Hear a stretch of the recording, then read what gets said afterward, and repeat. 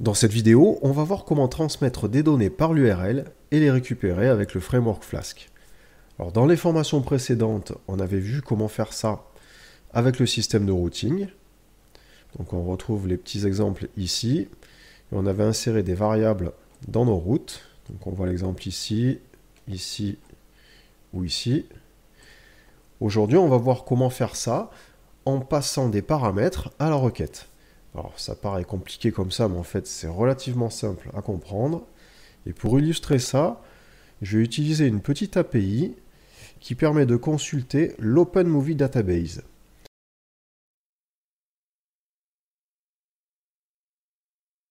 Alors c'est une base de données qui permet de récupérer des données sur les films et les séries qui sont sortis au cinéma ou à la télévision.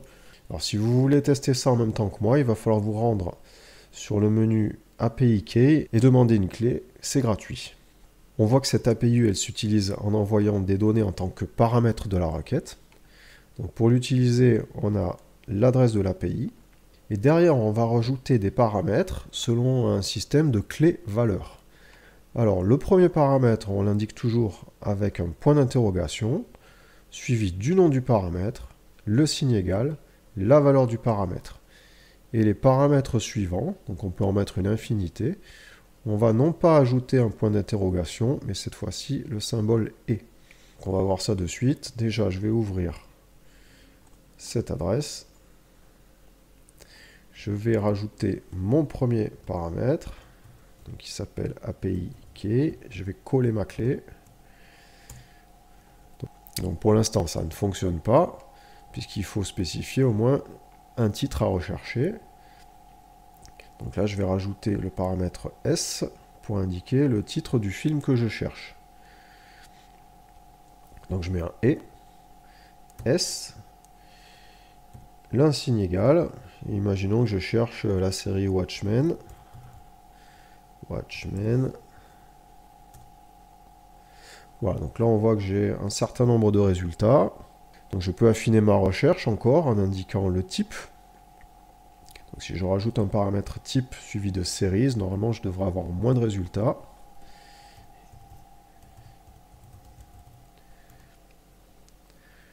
Voilà. Voilà, donc je pense que vous avez compris comment fonctionne l'API, donc je vous laisse jouer avec. Pour l'instant, ce qu'il faut retenir, c'est que les paramètres sont envoyés avec un système de clé-valeur. Pour le premier, c'est un point d'interrogation, et pour les suivants, c'est le petit « et » ici, l'esperluette.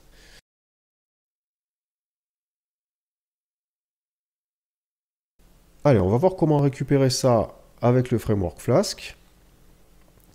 Alors, je pars de ma petite application habituelle. Donc, elle fonctionne.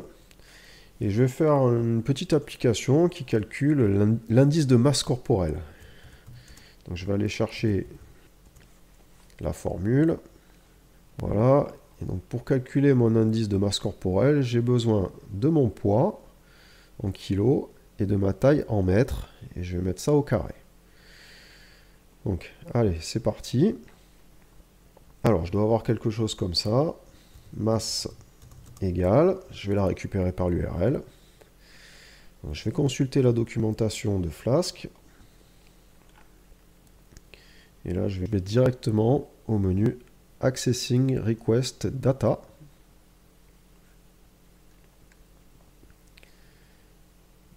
Donc on nous dit ici, pour accéder aux paramètres qui sont soumis par l'URL, avec le système de clé-valeur, on utilise l'attribut args. Donc request.args. Allez, on va tester ça. Donc je vais importer request. Et déjà, je vais les afficher. Je vais faire args request.args. Voilà, je sauvegarde.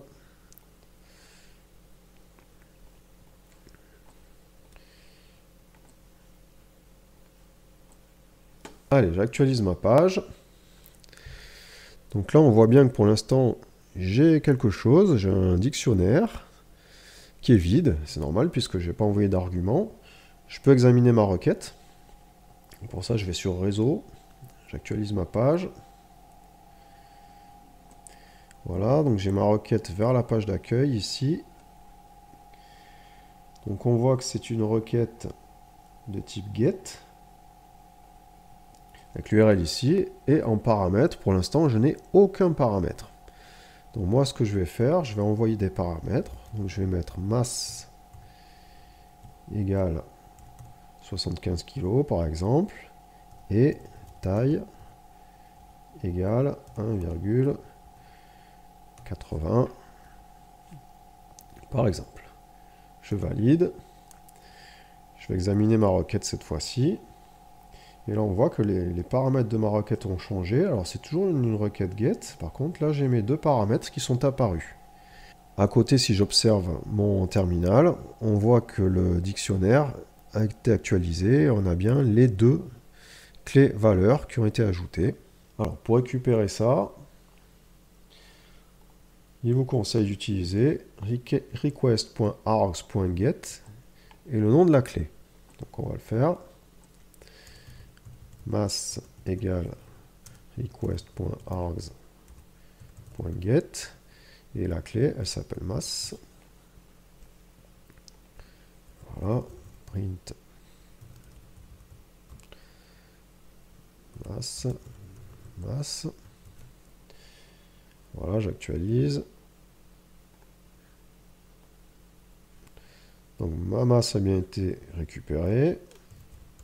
Taille égale request.args.get taille.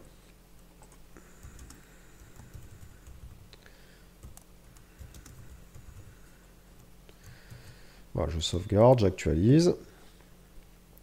Donc j'ai bien ma masse et ma taille qui sont récupérées. Alors attention, si on donne rien, on a known qui est envoyé. Donc comme indiqué là dans la documentation, ici on peut mettre des paramètres par défaut.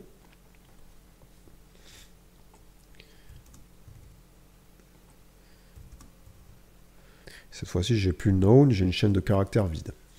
On va mettre si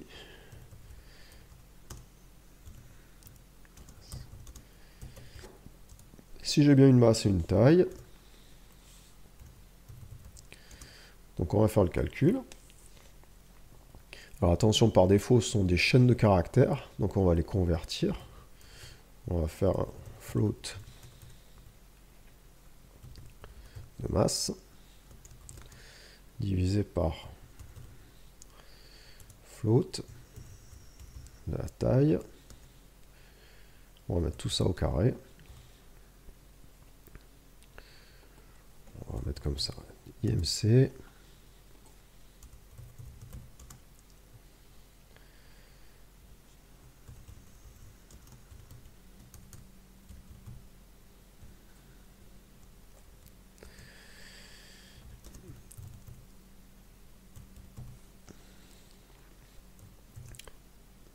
Alors, on va tester.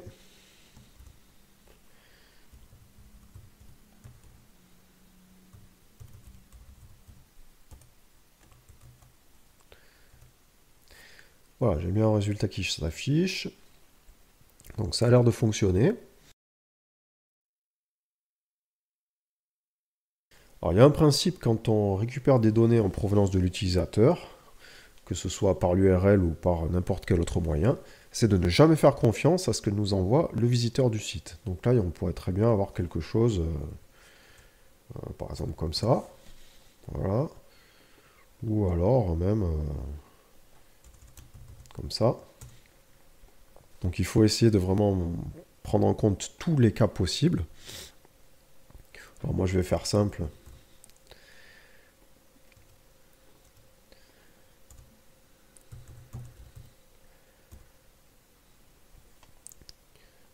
On va faire comme ça.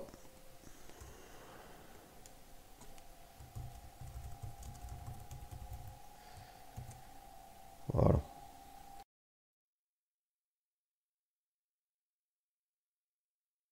Alors vu qu'on récupère des paramètres par l'URL, on peut très bien créer d'avance des URL avec des paramètres préconfigurés. Donc si on veut donner un exemple ici, on va prendre l'exemple de la personne en surpoids, là, 95 kg, 1m81. On va se créer une URL vers ce résultat.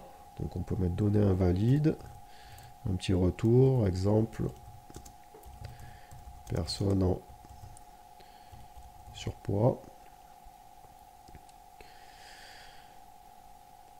Alors on va mettre un lien. Voilà.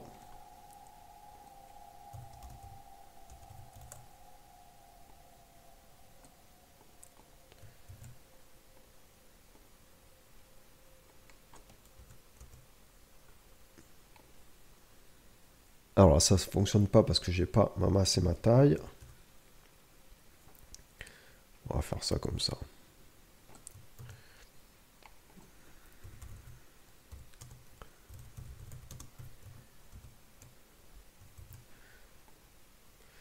Voilà. Donc il me reste à générer le lien. Alors pour générer le lien, on va utiliser la méthode URL-for.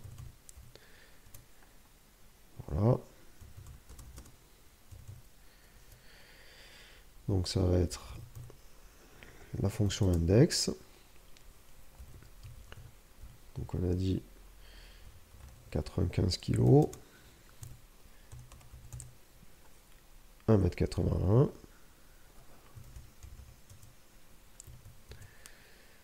Voilà.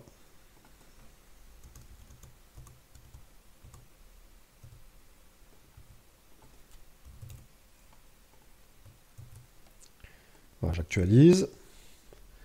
Je regarde au bas de ma fenêtre mon URL qui a l'air correct. Donc là, ça fonctionne bien. J'ai un IMC de 29 qui correspond bien à ce que je devais obtenir.